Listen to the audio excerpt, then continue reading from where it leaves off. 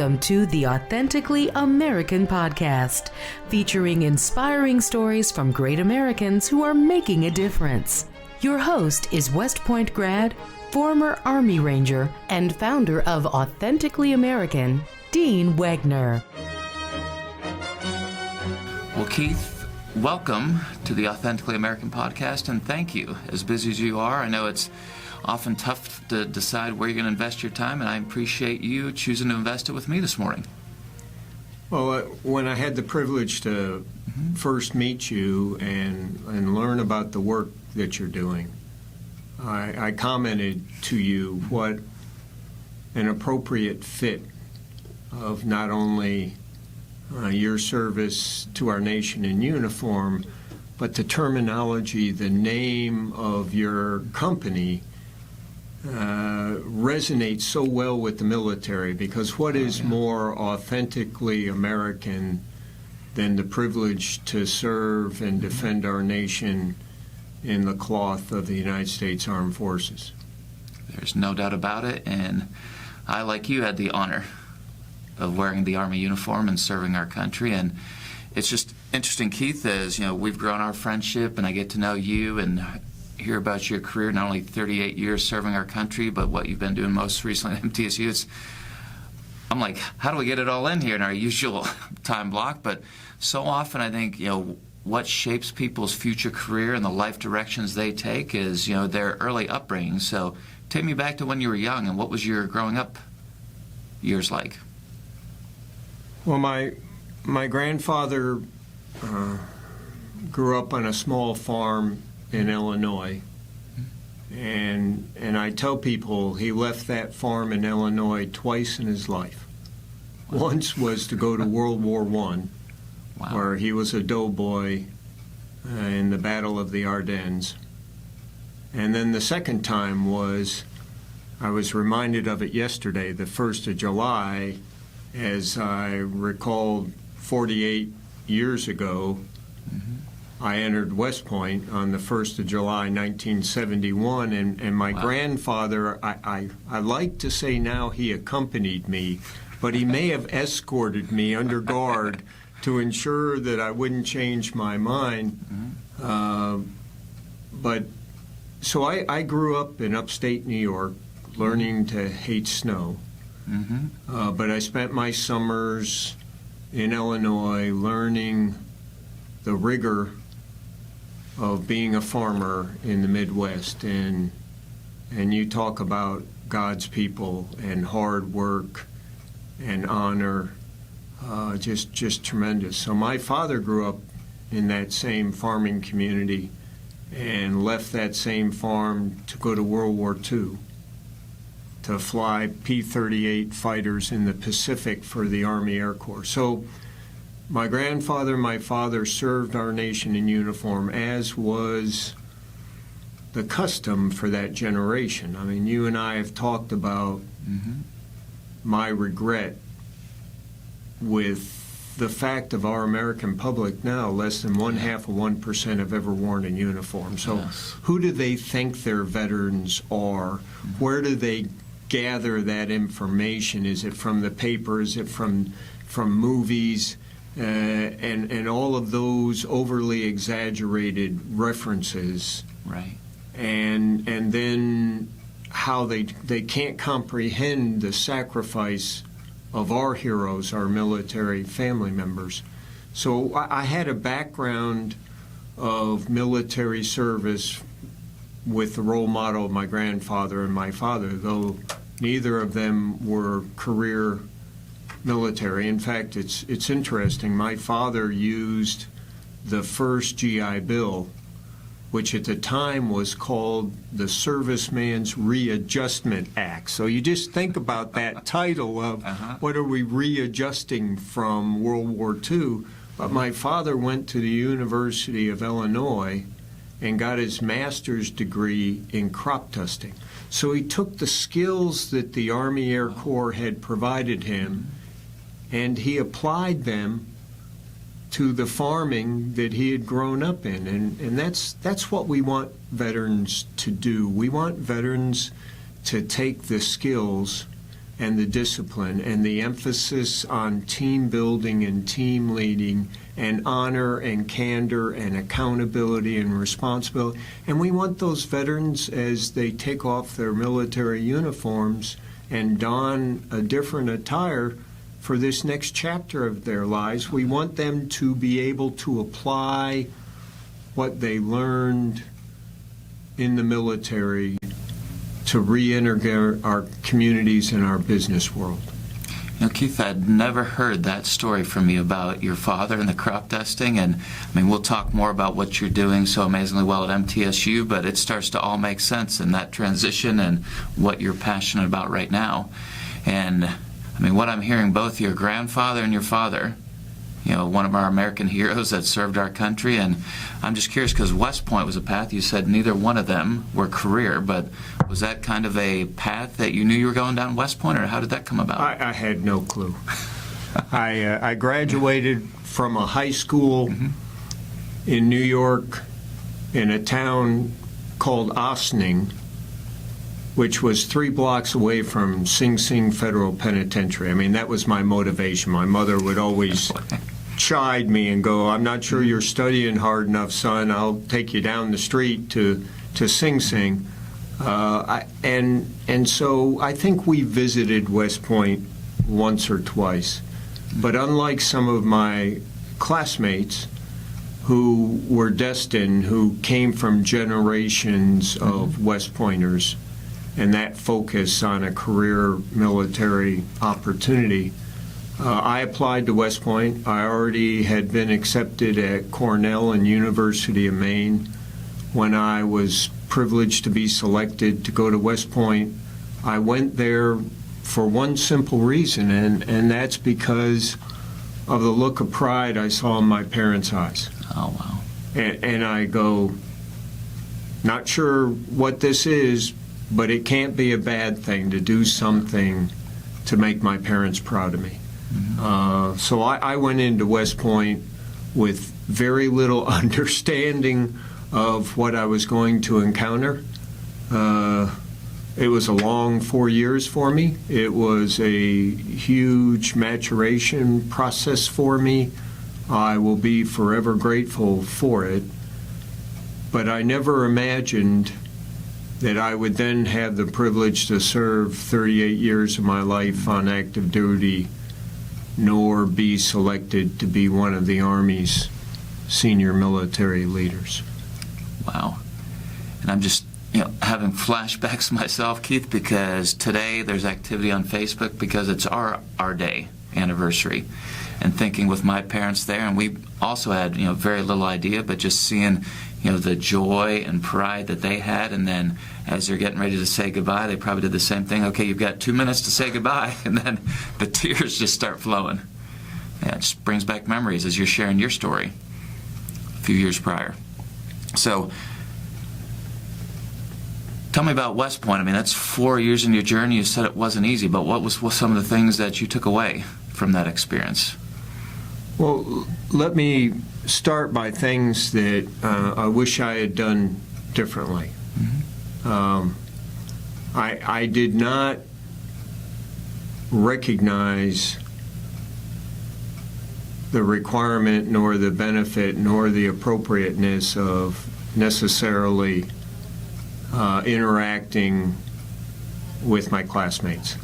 I was focused on trying to improve myself and survive the experience and the academics. So, and I'm naturally an introvert. When you hear me speak in front of groups of individuals, however small or large, and you've been there tormented by me talking before, but you know that I mentally prepare myself extensively, but I refuse to read a script or to read notes, because I've always been convinced, regardless of the quality of how you deliver the words, if you're reading it, somebody's going to go, gee, I wonder who wrote that for you. Right. I wonder if that's really what you believe, and especially the more senior you become. So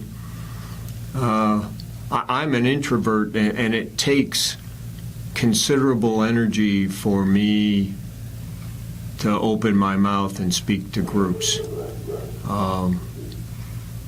I wish now, as I have few friends, but in my mind they're people that I would be willing to give my life for. Oh, yeah.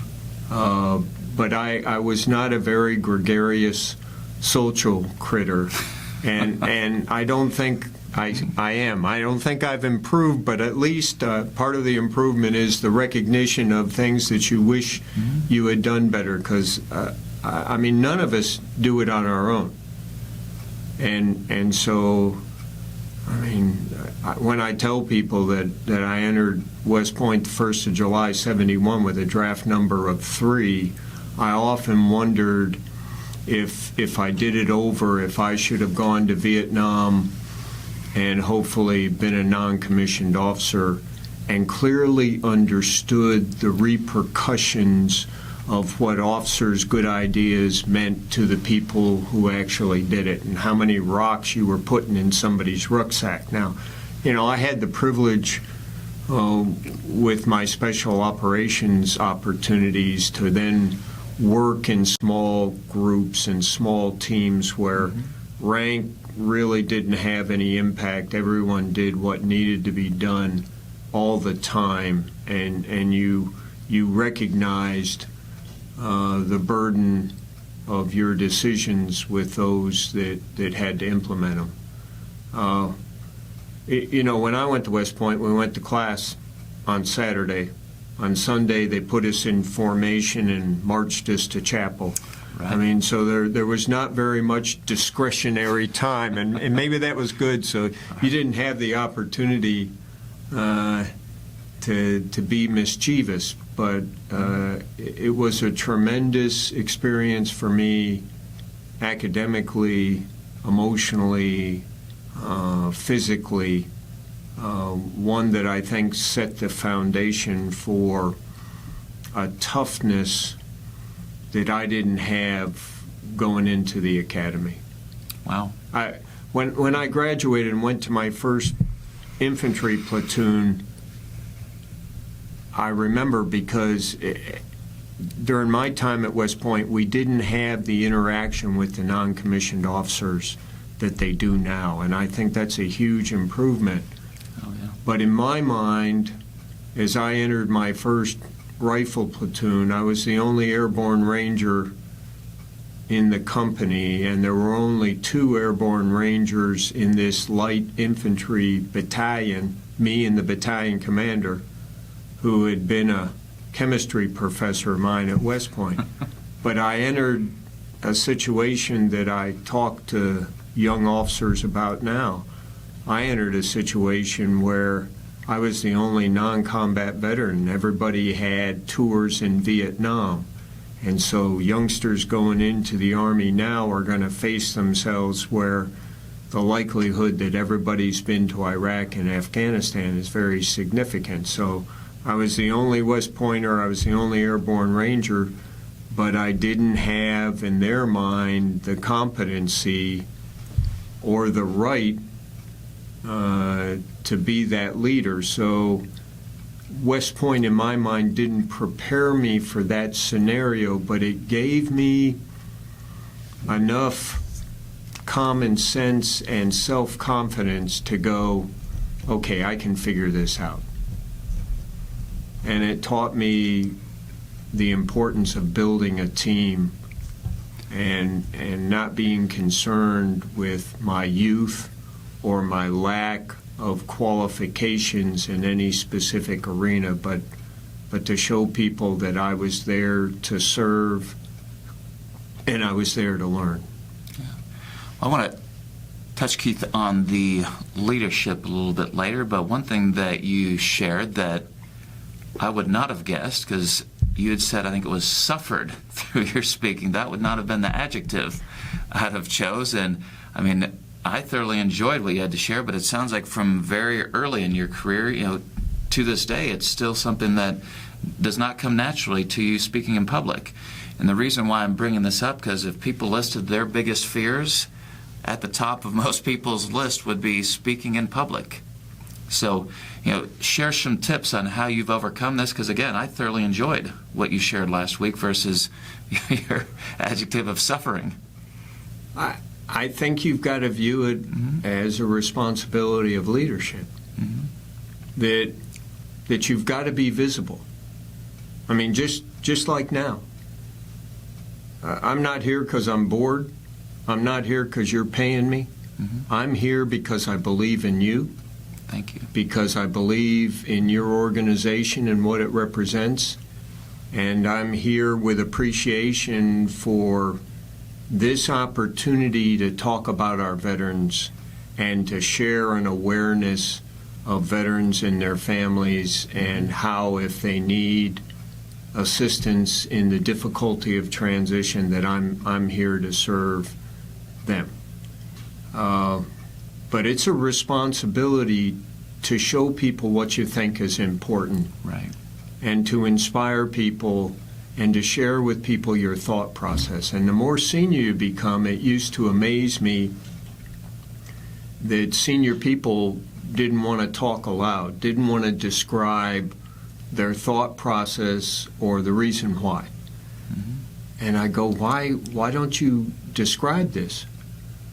And they go, well, gee, I'm afraid people will figure out I'm not very smart. And my comment would be, gee, you don't need to open your mouth for people to do that. I mean, you've got to connect, in my opinion, at the human dimension level, that we're all focused on the team and the success of the team. And this isn't about an individual or your ego or your arrogance.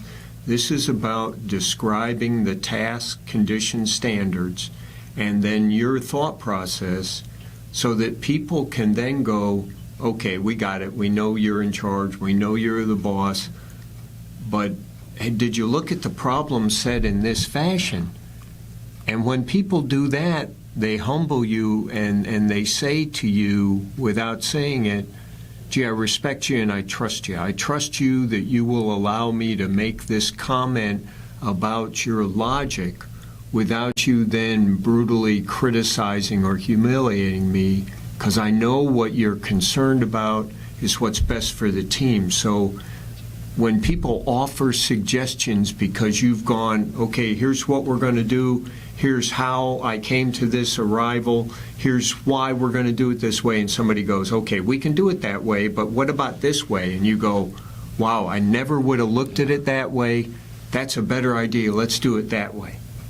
And so public speaking, especially in an international environment, and especially in different languages, you have got to have command of the knowledge of what your task and role is.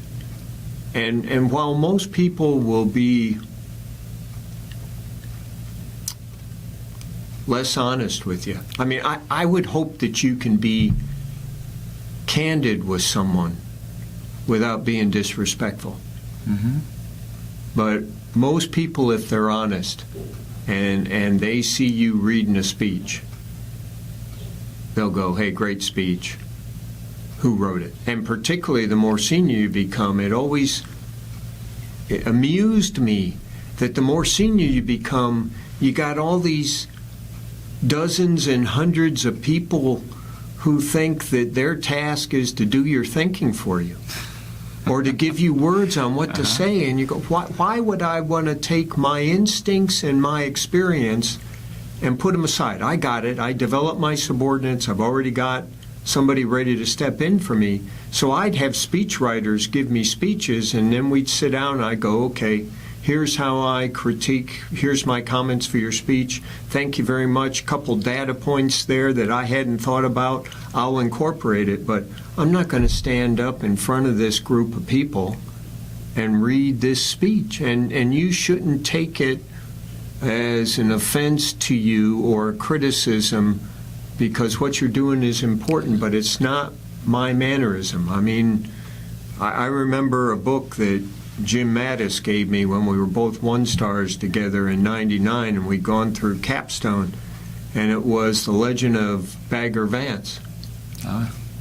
And he said, maintain your original swing. I mean, you've got to figure out who you are as a human being and not change who you are as a human being, not sacrifice your character or the quality that our parents put in our fingerprints, but to be an honorable, honest, transparent leader and recognize your responsibilities. And part of that responsibility is to be able to analyze your audience, understand what is relevant to them, and then speak truth to them.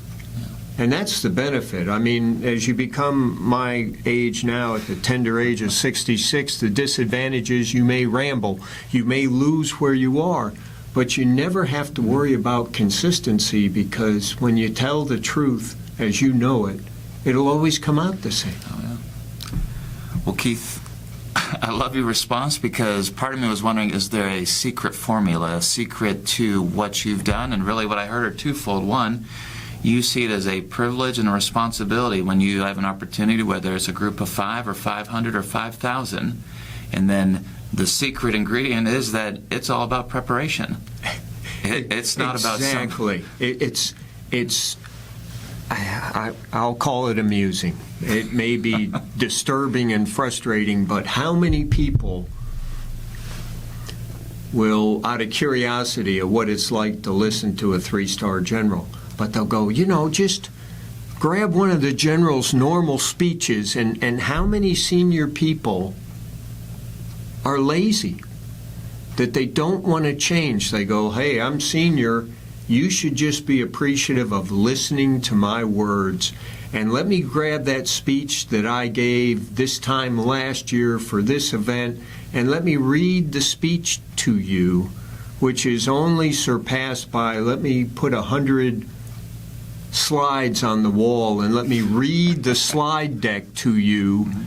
But they don't do any preparation, they don't do any assessment. They leave the impression that they really aren't concerned with saying something relevant.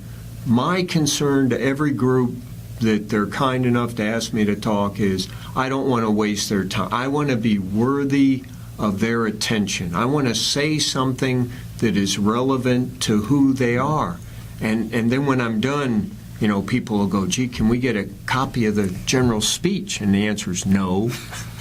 Because I couldn't tell you what I said. I could tell you the themes that I mentally prepared myself for, but I can't tell you what I said. I read the audience, and I get enthused and excited, and hopefully nobody gives me the body language they're falling asleep, and I go, okay, I guess I'm saying something that they think is worthy of their attention.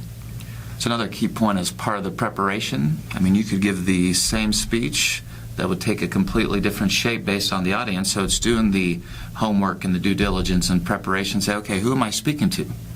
What do they want to hear? So the themes, back to your point about the swing's not changing with Bagger Vance, but your delivery may change. Yes. So and everybody does stuff different, and I would never suggest that you should do anything like I do. People would accuse you of poor judgment, but that's why, the whole concept of a best practice, I find, and when I talk to businesses about hiring our veterans, and I talk to leader development, and they talk about best practices, I find that whole concept to be not only inaccurate, but obnoxiously arrogant. Because to me, when you say, here's a best practice, you're going, okay, if you want to be good, drink this elixir, take this pill, do this action, and you will be successful. And it avoids the reality check of what is the context. Everybody's fear when they talk to the media is looking for this soundbite that they can then take your words and manipulate them into whatever comment they want to make. Well, to me, a best practice doesn't describe the circumstances. It doesn't define the question you're trying to answer, the problem you're trying to solve. So I'm not trying to be glib with Webster, but I believe in a promising practice which goes, here's the circumstance, here's the conditions, here's the situation we were in, here's what we tried, here's what the result was. We viewed it as successful or unsuccessful, and we offer it for your consideration, for your modification, because we know that you will be in a slightly different or dramatically different circumstance. Oh, yeah. So, Keith, let me transition to where you've spent the majority of your career. And when people say career, 20 years earns you a retirement, earns you a career in the military, and you served our country for 38 years. So first and foremost, thank you. It's incredible, and thank you for your service. But I don't even know where to begin looking back and hearing your career. So, I want to talk about what you're doing now, but what's one highlight, one story that people would say, okay, here gives me an idea of what Keith's career was like? Sometimes people ask me, what tour was your best? What location? And I know that's what they're asking. They're going, gee, you've traveled the world. What was your fondest memory? What was your favorite location? And I'm sure that the response I give is not one that they had anticipated. I suspect I should be accustomed to saying things that people aren't necessarily prepared for, but I'm very proud of the fact that I had the privilege to serve as an infantryman and a Green Beret. To me, the tours that I felt I was best prepared for and where I felt I made the largest contribution were the worst tours, and those were tours in conflict, in peacekeeping, in combat. So those were my tours as a young Green Beret captain in Nicaragua and El Salvador, my tour in Haiti with the United Nations, my tour as commander of U.S. forces in Kosovo, my tour with Desert Storm, my tour of 2 years at the end of what turned out to be the end of my time, my 2 years in Afghanistan, and the privilege to spend 14 years at the rank of a general officer and then be allowed to retire as a 3-star general in the Army. But I felt humbly that I could best serve my men and women in the darkest of circumstances, and when they were there sacrificing and in a combat or a hostile environment. Well, Keith, I love to hear that, because arguably, whether it's peacekeeping or combat, these incredibly challenging and stressful situations, that's where leadership is going to be most important. And I know one thing that's most important to you is not only family, but soldiers and those that you've served, and you take it as a great honor and distinction and that responsibility. So it's not surprising at all to hear that's where you had the greatest impact. Where I attempted to have the greatest impact, and I'm so fortunate because I have people who humble me every day by contacting me and saying, gee, we served together in this location, or I was your guidon bearer when you commanded a company in the 101st and you convinced me to go to OCS. I was a mechanic lieutenant and now I'm a 2-star general. And people that go out of their way to say thank you when it's really, I'm the one that should be saying thank you for allowing me to develop as a soldier and a human being, and that's I mean, you know what it's like. And you know that's the biggest challenge to men and women in transition, whether it's 4 years or 40 years, when you take off that uniform and you immediately lose your sense of purpose. And how, when I'm sitting here in Afghanistan and I get the phone call from my West Point classmate, Lloyd Austin, who was the Vice Chief Staff of the Army at the time, and he goes, "Hey, Keith," I guess I'd been in Afghanistan for probably 20, 21 months, and he called and goes, "Hey, God bless you, you're doing a great job, thank you for your sacrifice. You know, you're coming up on your 2 years there, and timing's not right, you're not going to be a 4-star, and we need you to retire." And my response was, absolutely, thank you for the privilege to, at that time, I mean, of my West Point class, there were 3 of us who remained. Lloyd Austin, our only 4-star, and then Bob Caslin was in Iraq, and I was in Afghanistan. And that privilege to serve, though I saw people who felt, in my opinion, erroneously, that they were due, or that they should get another job or another star. So it's a humbling experience to serve, but you shouldn't feel that the nation owes you anything, but you lose that ability to feel that you're worthy. And you clearly, what I miss every day is the men and women that I served. I miss every day not being around people that I can unconditionally trust, and that we're bound together by a commonality of mission and service and sacrifice. And so that's the challenge to any transition, is how do you feel that you're worthy, that you're doing something important for the nation, not for yourself or your own self-promotion.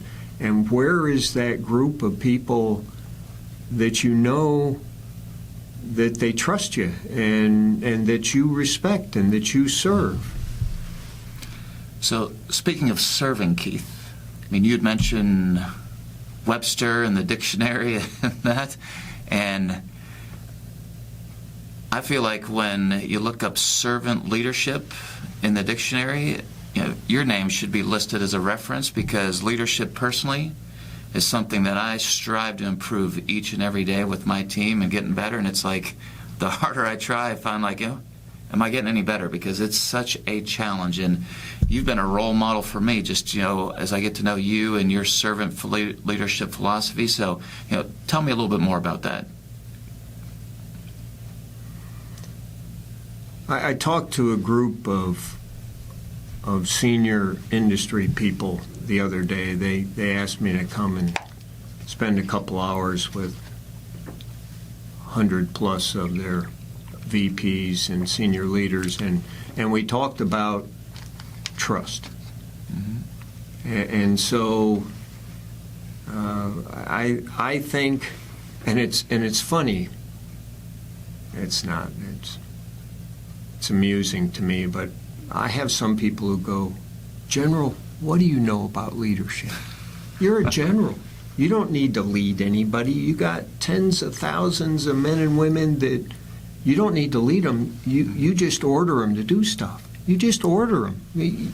What are you going to teach me about leadership?" And I go, "Wow, from my foxhole, you don't understand what I consider to be the essence of leadership, which is so clearly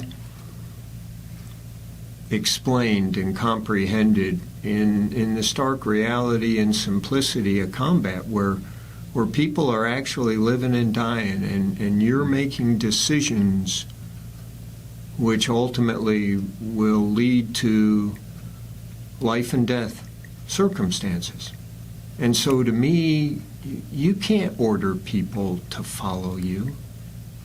That people allow you the privilege to be their leader, that people willingly follow you at times to their death, not based upon your gender or your physical size or your age or your religion, or even in the military, your duty position or your rank. People follow you willingly out of a sense of mutual respect and trust that you got to earn every day. So to me, as we all evolve, and I'm not a guy that believes that you're a born leader. I think leadership is a skill, is an attitude, is a human mannerism that I know I've never had an original thought in my life. I know that I've interacted with people and I've selected techniques and things that they did that I said, wow, I'm fired up, I'm inspired, this is great. Or unfortunately, as is the reality, sometimes it's like, boy, I just went through the most abusive experience of my life, and I promise I'll never do that to somebody else. But it's all about trust, and so people want people to trust them. But if you honestly reflect and you go, you know, somebody just said this to me, you know, on the surface it sounds like a really good idea, but something in the back of my head is going, nah, there's got to be more to it. And why you think that? It's because you don't trust that individual. So to me, the first step in earning someone's trust, for you to earn my trust, you got to convince me that you care more about me than yourself. Yeah. And so that's a daily struggle. And then we talked about, I know everybody's busy, but don't give me the impression that you think your time's more valuable than mine. And how do we show people what's important? It's not through technology, it's not through podcasts, it's not through YouTube, it's by physically there. That you say, you're important enough to me that I'm going to be here. Mm-hmm. And I want to learn from you, and the recognition that the older you become, the more senior you become, hopefully you don't fall into that trap that you actually think you know something. But you should recognize how little you know and try to set the conditions so that your diverse team can teach you and can find the best solution for the team. And success is a team effort. It's got nothing to do with individual stardom. Yeah. Keith, I'm hearing a theme because you talked about, you know, speaking in public. We're talking about leadership, and what I'm hearing is you would not say you're a naturally gifted speech maker, nor are you a naturally gifted leader. But what I heard you say is you take it as an incredible privilege and responsibility in both instances. And with both of them, it's about preparation. And we talked already about speech making, but what I'm hearing is leadership is that you read as much as you could, you observed as much as you could, and you look for role models and mentors and coaches. And it's really just starts with that trust in the heart. Absolutely. That's the way I believe. And it's interesting because sometimes people will accuse me is probably the wrong word. People will think that I'm speaking off the cuff because I'm not reading it. Mm-hmm. And they'll go, gee, you know, the general just sort of decided to wing it. and people who know me will go, oh, no. He prepared for this 30-minute discussion. He prepared 3 hours to do this. And so I'll write down, once I do my assessment of the audience and what is important to them and how I can contribute to their day and how I can be worthy of their time, I'm convinced most people will walk away with 2 or 3 main points. And so I'll write those down on a piece of paper, and then I'll do some bullet comments of how I want to reinforce that. And then I'll talk to myself and go for a run or walk around the house, and I'll talk out loud and say, boy, that doesn't sound like what I'm trying to communicate. Sometimes I'll tape it. Mm-hmm. and play it back and go, who's that idiot on the tape recorder? Did I really say that? The recorder doesn't lie. And so I'll prepare myself that way.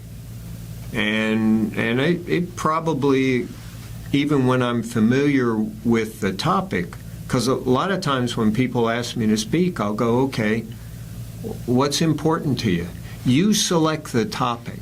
And not that I'm trying to say, hey, I can talk about the world, I'm so knowledgeable. It's, I once again, I mean, to me, success is not only that I had your attention, but I contributed to being worthy of your time. And so I go through a great deal of preparation. I'm convinced most people don't. Agreed. And I don't want to say they don't prepare because they're lazy, and we can all improve on our time management. But by golly, you really do yourself a disservice, because people will know whether you're prepared or not. I mean, it's not something you can hide behind. People will go, wow, that was horrible, that was a waste of my time. That was I heard him give that speech 2 years ago. I mean, well, one of the interesting comments I get from people who don't know me but who have endured me several times is they'll go, I mean, it happened Thursday night. Mm-hmm. So we heard you speak last year, and it was sort of the same topic, but you didn't approach it the same way. It's back to knowing your audience. And I go, right. I don't have a tape recorder. I'm not lip syncing this. I don't have a canned speech because I feel that people will not view you as genuine.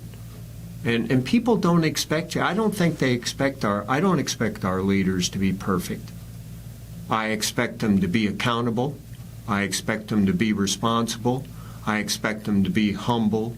I expect them to correct mistakes they make. I expect them to admit mistakes they make. But I don't expect them to be perfect. Right. I want them to be human. I want to be able to recognize that they may be older and have more experiences, but there's somebody's son or daughter, there's somebody brother or sister, they're a mother or a father. They go through the same challenges of life, and they have people who love them. Well, Keith, last topic I want to hit. You're cutting me off. Here we go. Like I said, we could go on all day. But here's the last topic, and it's what you're doing today. Because after 38 years, you could have said, you know what? I'm going to lay on the beach. I'm going to relax. I've worked hard. You could have perfected your golf game. You could have worked in the defense industry. I mean, there's a long list of things that you could have done, and you chose something different. So tell me more about your decision, education, MTSU, and to continue to serve veterans. It didn't start out with a deliberate decision on my part. I never would have imagined. I mean, I sort of reflected back on West Point, of how I got to West Point, and never with the intent nor the ability to go, gee, I'm going to stay 38 years. I just stayed in the Army, and as long as they asked me to do something, I went and did it to the best of my limited ability. So when I came out of 2 years in Afghanistan and then retired as requested, I had 4 major surgeries. So I spent my first year home trying to reintegrate. And as you know, I'm blessed. My son's 36. I got 3 grandsons, 10, 6, and almost 4. And then I have the blessing of a 12-year-old daughter at home. But when I left for Afghanistan, she was 5, and I came home when she was 7. So as I was working through reintegrating with my family, and then had surgeries, which for a year kept me housebound and in the majority of the case bedbound, and I felt that I was a burden on my family. So not only had I missed 2 years of their life, but now my reintroduction was being a burden. So the second year of my retirement, I called the ROTC departments across the volunteer state of Tennessee, and I said, hey, I got a couple days in the Army. I'll come and speak to your ROTC commissioning, award ceremonies. I'll talk to your academic leadership. Whatever fits into what you're doing, I'll do it all pro bono. And I was humbled that the majority of the public and private institutions invited me. It was during one of those events at Middle Tennessee State University when President McPhee said, gee, I'd like you to come back, and I'd like you to talk to all my deans and my vice presidents, and I'd like you to talk to them for a couple hours about making hard decisions. And I did that, and then he said, gee, I'd like you to come and work for me. And because I want to take our veteran population to the next level. I said no. And like most instances, when you get that answer that you don't expect or you don't like, I could read it in his eyes that he's going, God, this guy's not too bright. He doesn't recognize the tremendous opportunity I just gave him. But our response is always, well, let me speak slower and louder. And General, I want to hire you. And I said no. And finally we got around to the important question, and that was why. Yeah. And I said, because you don't know what you want me to do. And without you knowing what you want me to do, I can't do two things. I can't do an assessment as to whether or not I think I have the skill set to do it properly. And more importantly, to me, I can't determine if it's something that I want to do. I mean, as you mentioned, a lot of my contemporaries are very successful news commentaries, very successful in the defense industry. Those are things that I knew I didn't want to do for me, but I didn't know what I wanted to do or if I'd ever be able to make a contribution.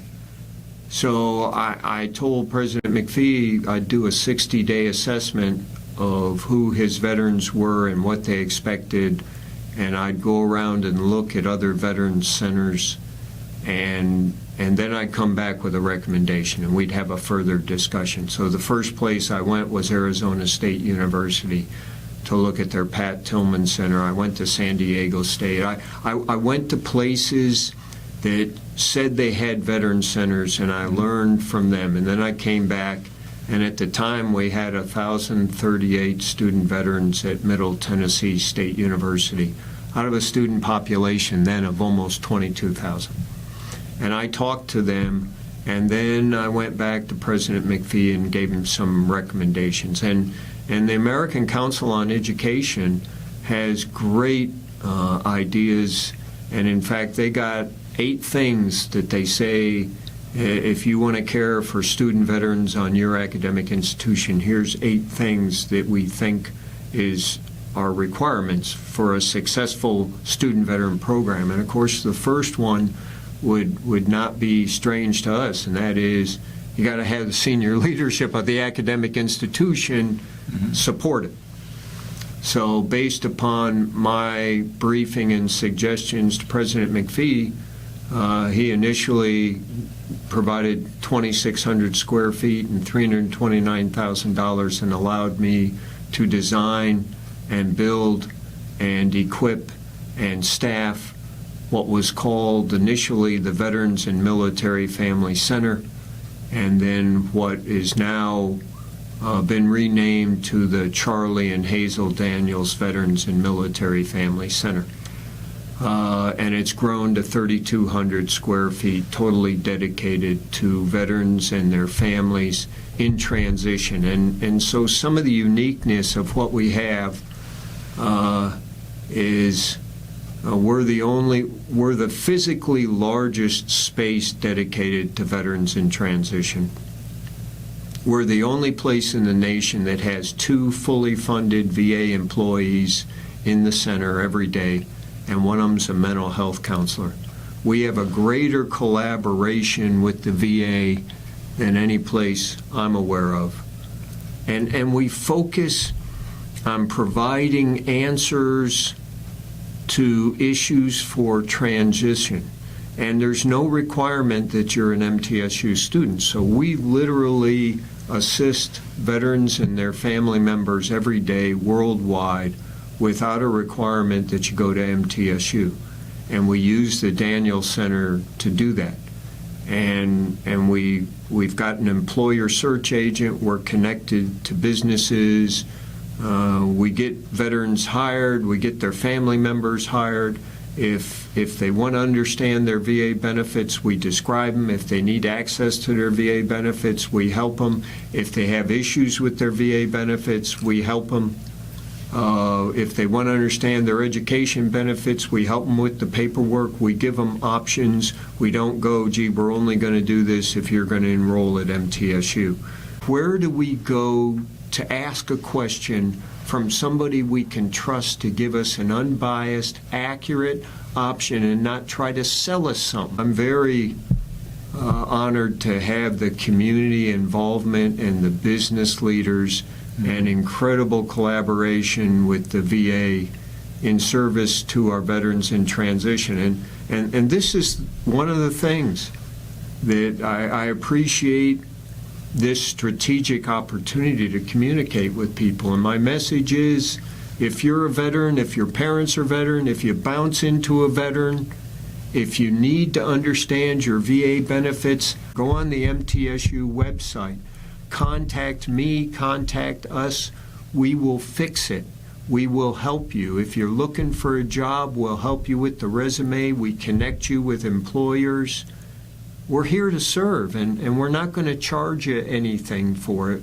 We want to provide transition assistance when and where and how people need it. Keith, thank you, because I had not heard the story on how it came to be. Because it'd be easy to say, okay, here's the phone number to call. Here's the website to call. But what I saw, role modeled by you, is people say, okay, you need help? Let me sit next to you, and we'll do it together. You know, being a fellow West Point alum, there's something we enjoy celebrating that first week in December. And we've done it now 3 years in a row, but beat Navy. So I'm hoping this, Keith, will be your new favorite. Go Army, beat Navy. T-shirt for you. Well, thank you very much, sir. So that is one, and you were dressed quite nice today, and I believe I'd given you one of the red and blue ones, being a great American patriot, but when you're wearing a darker suit, these are Carolina cotton, knit in Carolina, so great American patriots.